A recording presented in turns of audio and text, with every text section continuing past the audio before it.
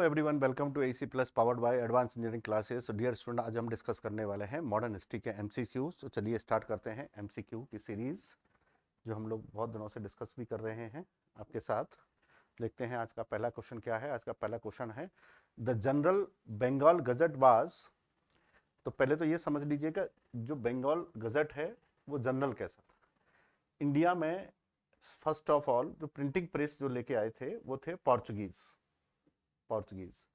तो इंडिया में printing press को लाने वाले कौन हैं? पुर्तगाली। Portuguese were Europeans who introduced printing press in India first of all.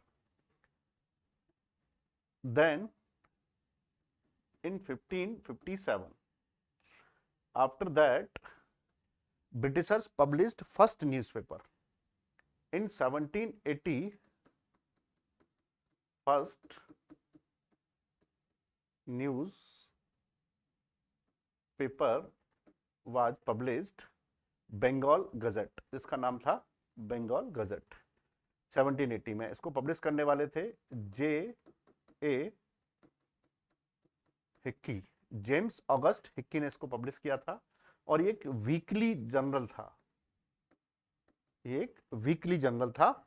और कहां से पब्लिश हुआ? बंगाल गजट है तो बंगाल से ही पब्लिश हुआ होगा। तो ये बंगाल के कलकत्ता से इसको पब्लिश किया गया।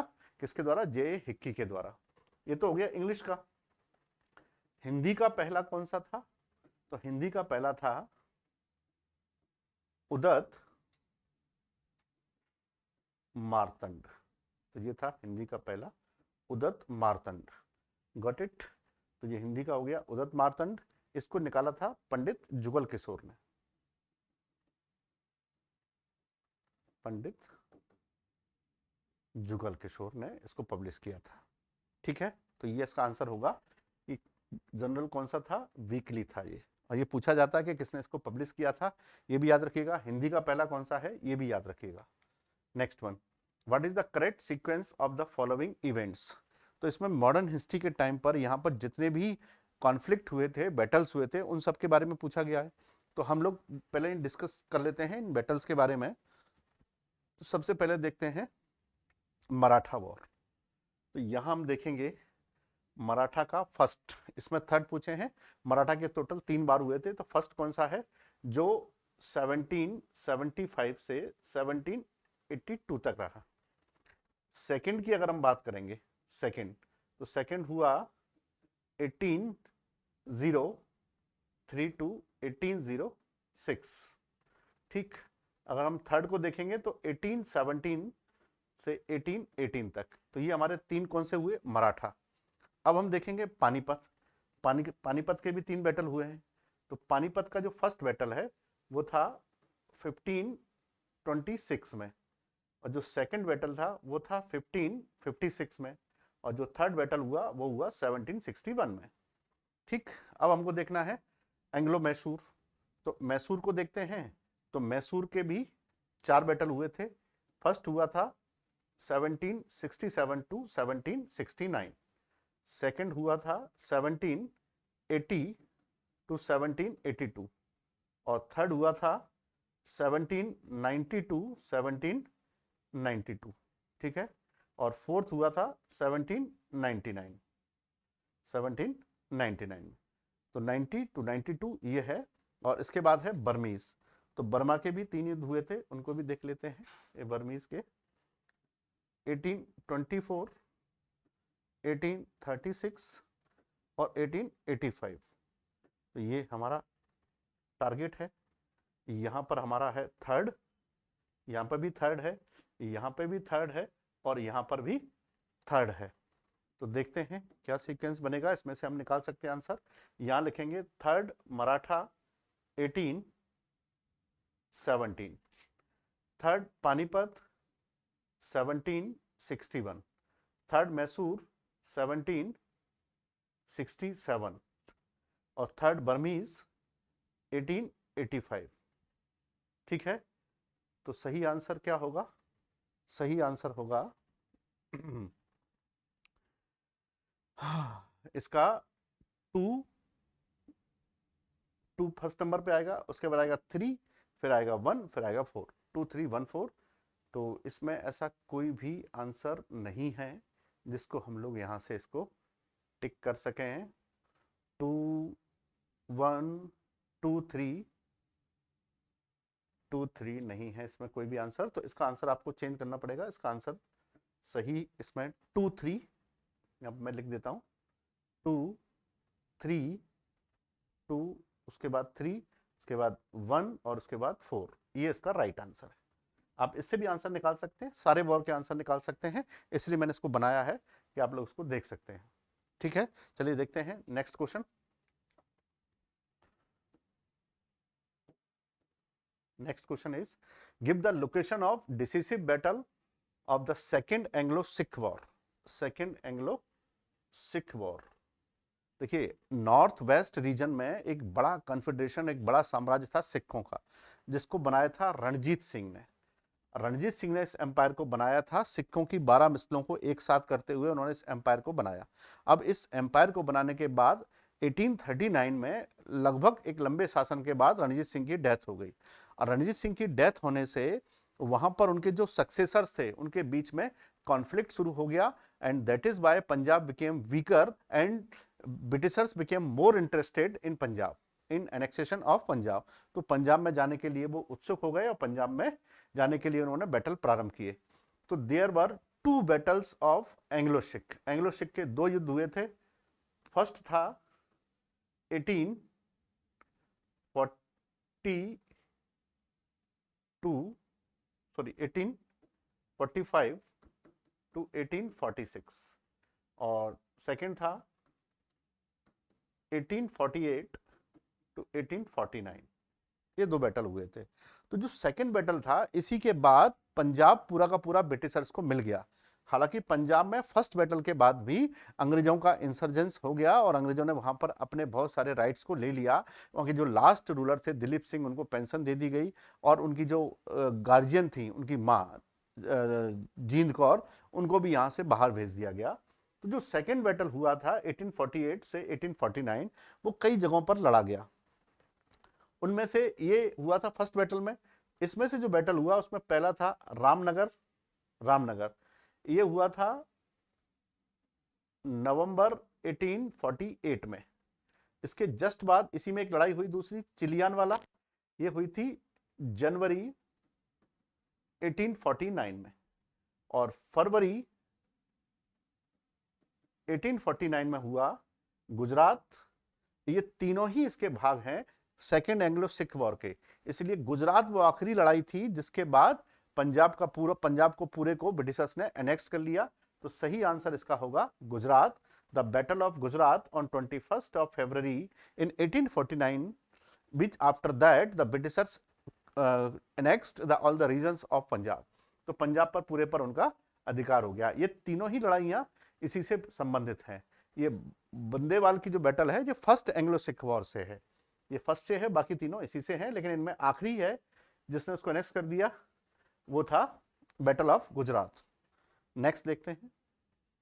Who was appointed deputy Diwan of Murshidabad by Robert Clive after the Allahabad treaty. Allahabad की ट्रीटी के बाद बंगाल में पूरा का पूरा जो पावर है, ये पूरा का पूरा पावर ब्रिटिशर्स के पास चला गया। इलाहाबाद की ट्रीटी बाद जो बैटल ऑफ बक्सर हुआ उसके बाद, अब यहां पर जो बंगाल जैसे ही उसको मिला तो उन्होंने मुर्शिदाबाद, है ना, मुर्शिदाबाद के जो दीवान है वो उन्होंने, रॉबर्ट क्लाइव ने अपॉइंट कर दिया डेप्यूटी दीवान मोहम्मद रजा खान को। रजा खान को उन्होंने अपॉइंट कर दिया उसका दीवान, ठीक, ताकि वह वहां से रेवेन्यू ले सके। Next, which one of the following was the last governor of Bengal appointed by the Mughal emperor? Mughal emperor ने बंगाल, पहले बंगाल मुगलों का ही पार्ट हुआ करता था, तो मुगल जो बादशाह होता था वो अपने अलग अलग सूबे में अलग अलग लोगों को गवर्नर यानी अपना सूबेदार अपॉइंट करता था, उनको सूबेदार कहा जाता था। तो मुगल एम्परर ने बंगाल में मुर्शिद कुली खां को जब अपॉइंट किया, और मुर्शिद कुली खां का जो एक्चुअल नाम था वो था सूर्य नारायण मिश्रा। इसका नाम था सूर्य नारायण मिश्रा। इसको अपॉइंट किया तो मुर्शिद कुली खान ने ही सबसे पहले अपने आप को इंडिपेंडेंट किंग डिक्लेयर कर लिया and he founded the autonomous Bengal. तो ऑटोनोमस जो बंगाल था उसको इसने स्थापित कर दिया मुर्शिद कुली खान ने। Next, who among the following was the founder of Calcutta? Calcutta शहर का जनक कौन है? ये हमको पता होना चाहिए। कलकत्ता शहर का जो जनक है वो माना जाता है जॉब चारनॉक को। कलकत्ता का जो सिटी प्लानिंग है वो जॉब चारनॉक ने किया था। इसके अलावा ली काबूर्जियर ने भी किया उसका ना। तो कलकत्ता में जॉब चारनॉक का बड़ा रोल है, इसलिए उनको फाउंडर ऑफ कैलकाटा के नाम से जाना जाता है। Next, which one of the following rulers had granted Diwani to East India Company? Aurangzeb के मरने के बाद मुगल रूलर होते हैं बहादुर शाह। बहादुर शाह ये 1707 से 1712 तक रूल करते हैं।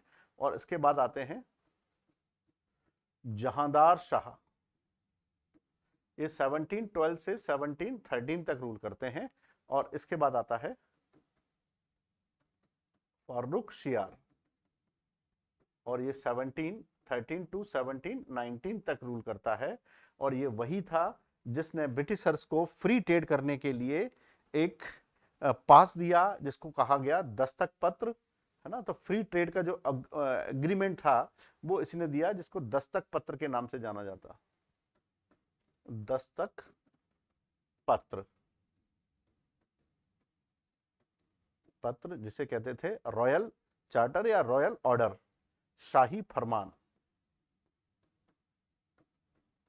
शाही फरमान जो उसने दिया था यही है शाही फरमान, जिसके आधार पर उनको अंग्रेजों को बहुत सारे राइट्स मिल गए। और इसीलिए फर्रुख शेर इसका आंसर होगा, फर्रुख शियार। ठीक है। Next, which one among the following states was first annexed Lord Dalhousie under the doctrine of lapse? देखिए, डलहौजी गवर्नर जनरल बन करके 1848 से लेकर के 1856 तक रहा। लगभग 8 सालों तक इसने गवर्नर जनरल का काम किया। और इसके गवर्नर जनरल के दौरान बहुत सारे काम हुए। डलहौजी ने बहुत सारे कामों के लिए जाना जाता है। डलहौजी ने बंगाल में डिप्टी गवर्नर अपॉइंट किया। डलहौजी के टाइम पर पहली ट्रेन इंडिया में चलाई गई, तो रेलवे के लिए उसको जाना जाता है। डलहौजी ने ही पीडब्ल्यूडी डिपार्टमेंट को फाउंड किया। उसने पहली बार पीडब्ल्यूडी डिपार्टमेंट, पहले जो पीडब्ल्यूडी का जो काम है वो पहले आर्मी के लोग करते थे, उसने आर्मी से वो काम छीन करके अलग से एक सेपरेट डिपार्टमेंट बनाया जिसको पीडब्ल्यूडी कहा गया, पब्लिक वर्क्स डिपार्टमेंट, ये उसने बनाया। इसी के टाइम पर टेलीग्राफ सेवा को शुरू किया गया। और सबसे फेमस काम था डॉक्ट्राइन ऑफ लैप्स, जिसको कहते हैं हड़प नीति। हड़प नीति उसने चलाई जिसमें अलग अलग राज्यों को उसने हड़पा। सबसे पहले उसने अनेक्स किया सतारा को 1848 में, झांसी को किया था 1853 में, ठीक, संबलपुर को किया था 1829 में, और उसी समय जैतपुर को भी किया था। हैदराबाद पहले से उनके एग्रीमेंट में था तो हैदराबाद को हड़पने की जरूरत उनको नहीं पड़ी। ये सारे राज्यों को इसने हड़पा था। इसके अलावा उसने नागपुर को भी हड़पा, बघाट को भी हड़पा, उदयपुर को भी हड़पा, करौली को भी हड़पा। बहुत सारे रीजन्स को ब्रिटिश एम्पायर में मिला दिया। और जो नए नए रीजन मिलाए थे उनको गवर्न करने के लिए उसने वहां पर एक नॉन रेगुलेशन सिस्टम भी डेवलप किया कि सीधे उसको गवर्नर जनरल के कंट्रोल में रखा गया न्यूली एनेक्स्ड रीजन्स को। तो डलहौजी की सड़प नीति को एक ब्रिटिश सर थे जिनका नाम था जेम्स ह्यूम। जेम्स ह्यूम, उन्होंने कहा था that is a policy of might is right, जिसकी लाठी उसकी भैंस, ऐसा ही उस नीति को उन्होंने क्रिटिसाइज किया था। Next, the Tom of Lord Cornwallis is situated. देखिए, कॉर्नवालिस भारत में जितने भी गवर्नर जनरल थे उनमें सबसे फेमस रहा है कॉर्नवालिस। कॉर्नवालिस ने 2 टेन्योर को सर्व किया। पहला टेन्योर था उसका 1786 टू 1793, ये उसका पहला टेन्योर था।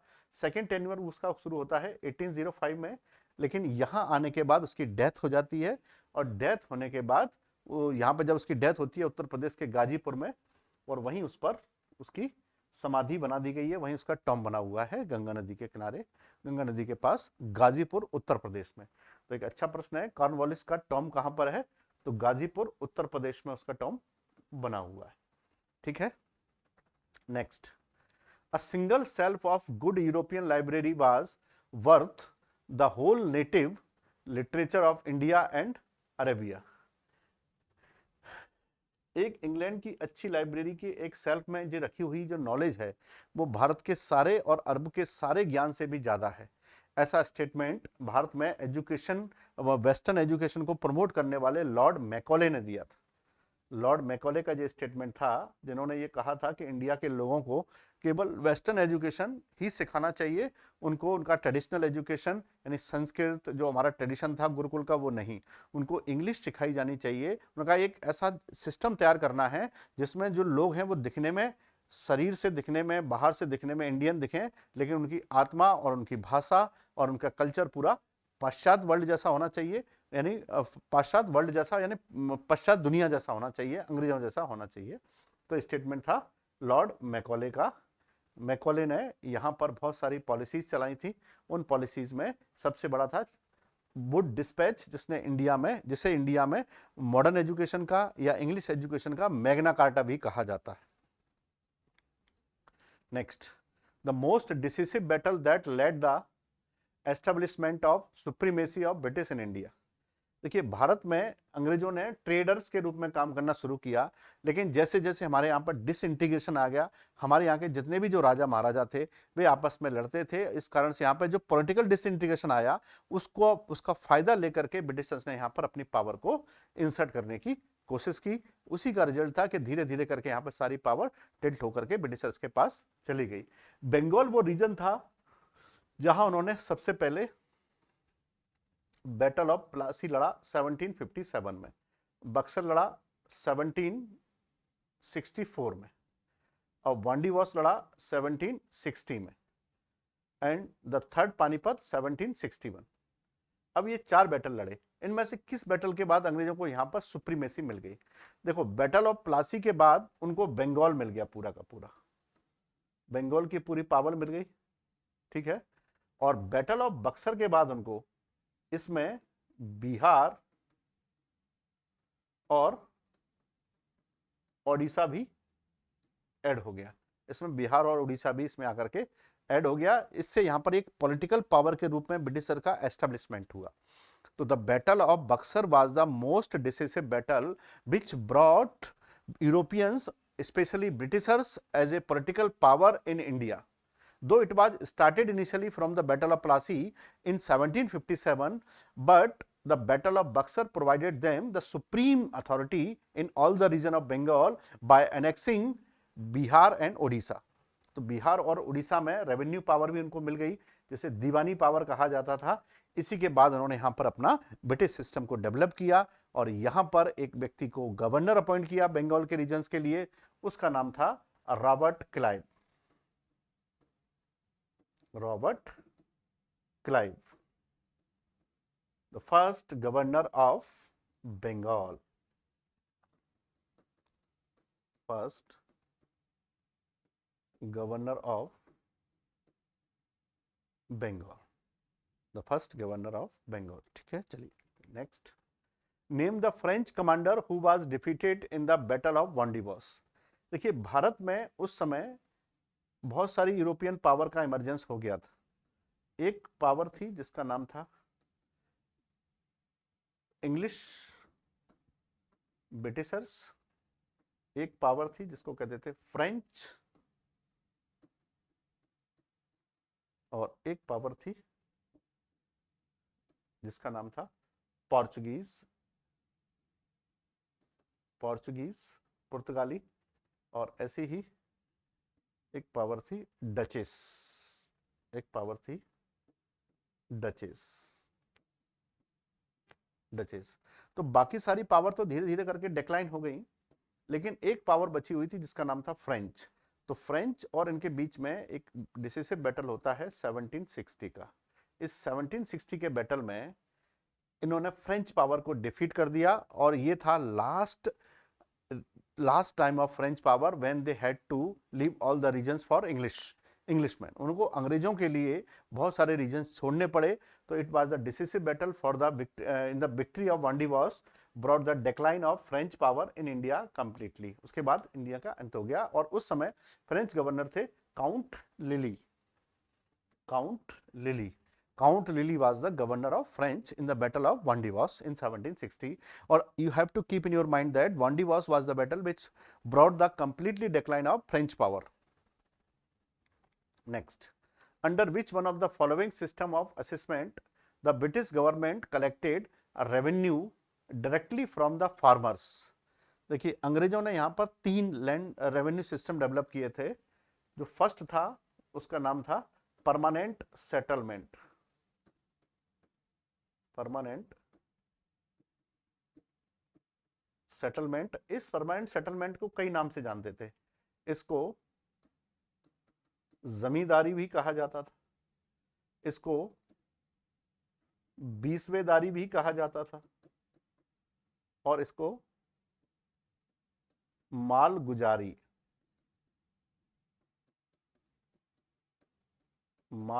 भी कहा जाता था और इसे हिंदी में स्थायी बंदोबस्त भी कहा जाता था। ठीक है ना। तो ये जो इसका नाम था पहला सिस्टम। फिर इन्होंने दूसरा सिस्टम लॉन्च किया, ये बंगाल से शुरू हुआ था और दूसरा सिस्टम शुरू हुआ था उत्तर प्रदेश के रीजन से, उसका नाम था महलवाड़ी। महलवाड़ी, ठीक है। और तीसरा सिस्टम था रैयतवाड़ी। रैयतवाड़ी,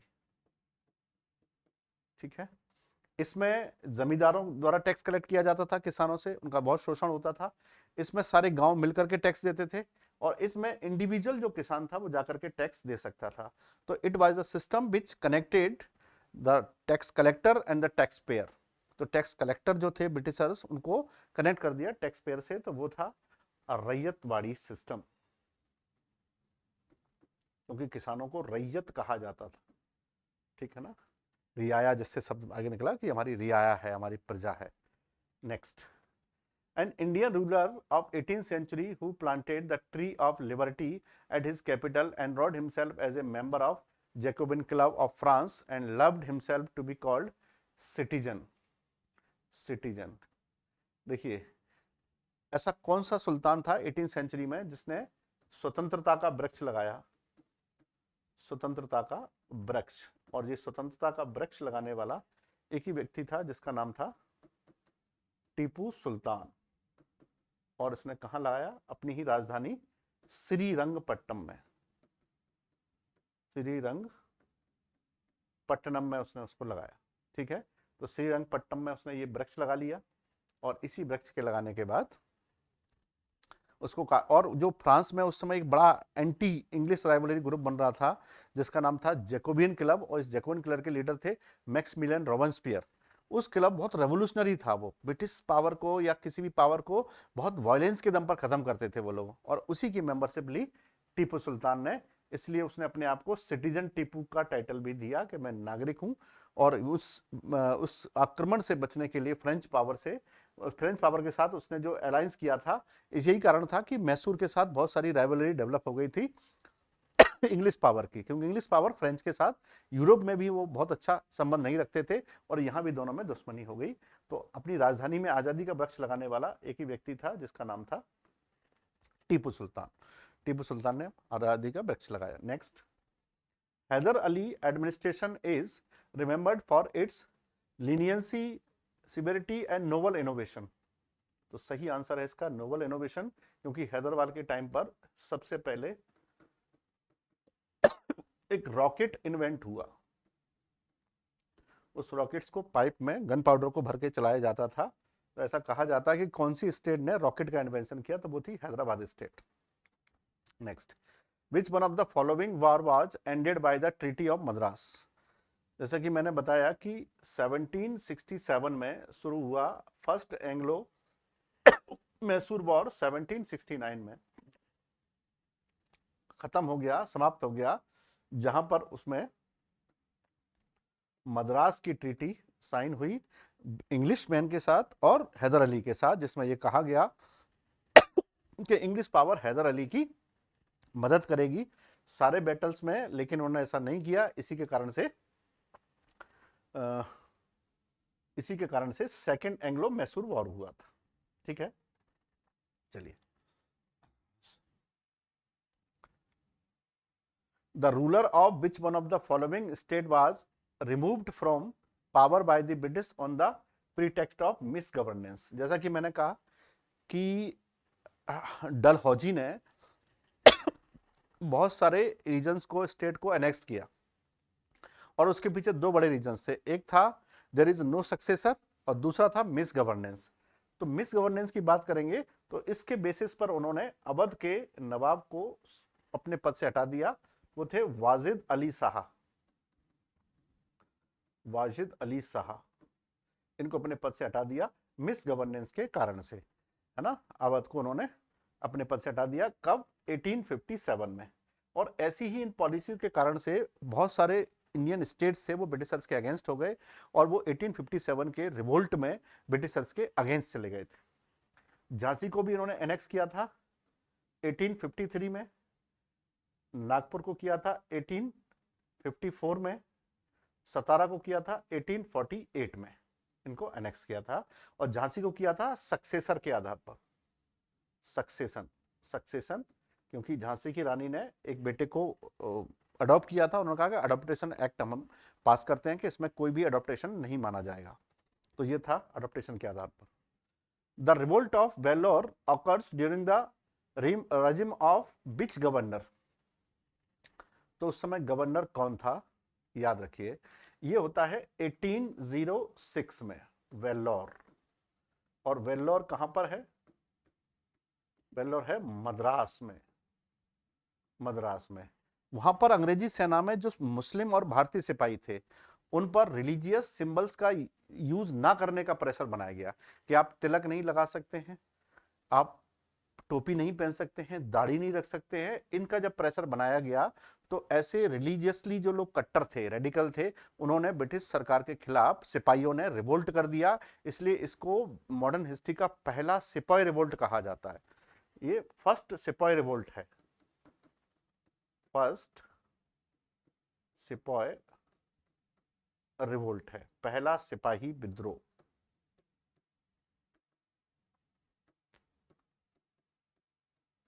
पहला सिपाही विद्रोह, तो फर्स्ट सिपाही रिवोल्ट था। और जब यह हुआ 1867 में, तो उस समय गवर्नर जनरल थे sir George Barlow. Sir George Barlow. ठीक है, चलिए next. The conquest of Sindh by British was completed during the period of okay. इसमें लॉर्ड हार्डिंग, लॉर्ड ऑकलैंड, देखिए लॉर्ड ऑकलैंड के टाइम पर हुआ था, जिसको हम लोग कहते हैं, लॉर्ड ऑकलैंड के टाइम पर हुआ था first Anglo Sikh war, Afghan war, sorry, first Afghan war हुआ था इसके टाइम पर। अफगान वॉर 1839 टू 1842 तक हुआ था। और ये अफगान वॉर एंड हुआ था कब? जब एलन बरो आ गए थे। और एलन बरो के टाइम पर ही सिंध को एनेक्स किया था चार्ल्स नेपियर ने। चार्ल्स नेपियर ने अनेक्स्ट किया था सिंध को, और ये सिंध हो गया अब ब्रिटिश एम्पायर का पार्ट। और at the time of Lord Ellenborough, Lord Ellenborough के टाइम पर ये हुआ था। Got it? Next. The first railway in India was laid down during the period of, ये मैंने आपको अभी डिस्कस किया था, लॉर्ड वेलेस्ली। लॉर्ड वेलेस्ली के समय पर ही इंडिया में, देखिए डलहौजी को हम लोग जानते हैं सब्सिडरी अलायंस के लिए, सब्सिडरी अलायंस के लिए। कर्जन को जानते हैं फाउंडर ऑफ सिविल सर्विस के लिए, सिविल सर्विस के लिए। और लिटन को जानते हैं बैन ऑन प्रेस, प्रेस पर बैन लगाने के लिए। और डलहौजी को, सॉरी, ये वेलेस्ली को जानते हैं सब्सिडरी अलायंस के लिए, सब्सिडरी अलायंस के लिए। जबकि डलहौजी को जानते हैं डॉक्ट्राइन ऑफ लैप्स के लिए, डॉक्ट्राइन ऑफ लैप्स के लिए। तो सही आंसर होगा डॉक्ट्राइन ऑफ लैप्स के बनाने वाले डलहौजी। मैंने बताया था कि डलहौजी ने पीडब्ल्यूडी डिपार्टमेंट भी बनाया, उसने नॉन रेगुलेशन सिस्टम भी लॉन्च किया, इसके अलावा उसने डेप्टी गवर्नर भी अपॉइंट किया बंगाल में, और इसके अलावा उसने पीडब्ल्यूडी के बनाने के अलावा उसने यहाँ पर रेलवे भी स्टार्ट किया, पोस्टल स्टैम्प भी शुरू किया और टेलीग्राफ सिस्टम को भी डेवलप किया। तो डलहौजी का जो पीरियड है वो बहुत प्रोमिनेंट था, और हम अभी इसको डिस्कस भी किए थे 1848 टू 1856 तक डलहौजी का। ठीक, चलिए ये थे हमारे क्वेश्चन मॉडर्न हिस्ट्री से लेकर के जिन सेक्शन से बहुत सारे क्वेश्चन एग्जाम में पूछे जाते हैं, हमने उन क्वेश्चन को डिस्कस किया है। आप उनको डिस्कशन को देखेंगे और उसके साथ जो चीज़ें डिस्कस की हैं उसमें से बहुत सारे और क्वेश्चन को सॉल्व किया जा सकता है, और जो भी हम लोगों ने डिस्कस किया है उसको आप लोग डाउनलोड कर सकते हैं PDF फॉर्म में AEC प्लस एप्लीकेशन से या YT डिस्कशन चैनल से, ताकि आपको इसका PDF अवेलेबल हो जाएगा। मिलते हैं अपने नेक्स्ट लेक्चर में, तब तक के लिए कीप स्टडिंग, गुड डे।